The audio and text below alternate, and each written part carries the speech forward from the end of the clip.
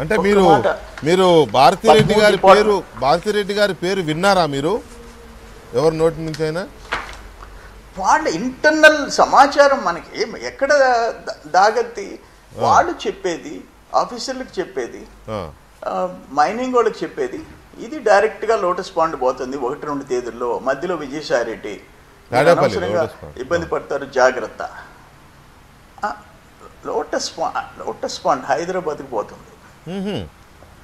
Hyderabad lotus pond పోతుంది. అది very clear information మనకి. అటువంటి పరిస్థితి వస్తే ఇంకా ఇప్పుడు ఒక సింపుల్ చెప్పేస్తా, సిలికా 76 మంది, దాంట్లో 70 మంది రేట్లు అంతా కొరవాళ్ళు కూడా ఏదో వైసీపీలో చేరిపోయినారు. ఎలక్షన్కి ముందు ఒక చిన్న మండలం చిలకూరు 10,000 మెజారిటీ వచ్చింది వైసీపీకి, కోట మండలం వచ్చింది.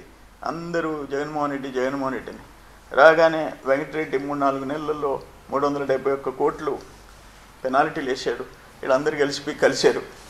కలిస్తే అదంతే, మీరు చేసేదాంట్లో అదేందయ్యా, అది నాకు 10 years ఉంది, 5 years నో, మీరు చేసేదానికి చేస్తే ఇంకా చూసుకోండి. ఇంకా దాంతో చేతులు ఎత్తి సైలెంట్గా కూర్చున్నారు. ఇప్పుడు టన్ను 150 రూపాయలకి ఇవ్వాలా, 1485కి ఈ గవర్నమెంట్ ఏజెంట్స్ అంటే అధికారంలో ఉండేవాళ్ళు మనుషులు అమ్ముకోవాలా. ఒక్కొక్క సీజన్లో ఒకసారి శేఖర్ రెడ్డి చెన్నై, ఇప్పుడు శ్యాంప్రసాద్ రెడ్డి చేస్తూ ఉన్నారు. ఈ ప్రాంతంలో క్వాడ్జీ గోవర్ధన్ రెడ్డి ఎమ్మెల్యేలు, టౌన్ ఎమ్మెల్యే అన్నారు, అక్కడ ఎక్స్ఎమ్మెల్యేలు అన్నారు, అక్కడ వెంకటగిరి ఇన్ఛార్జీలు అన్నారు. ఇవన్నీ చెప్తుంటే మేము వింటున్నాం.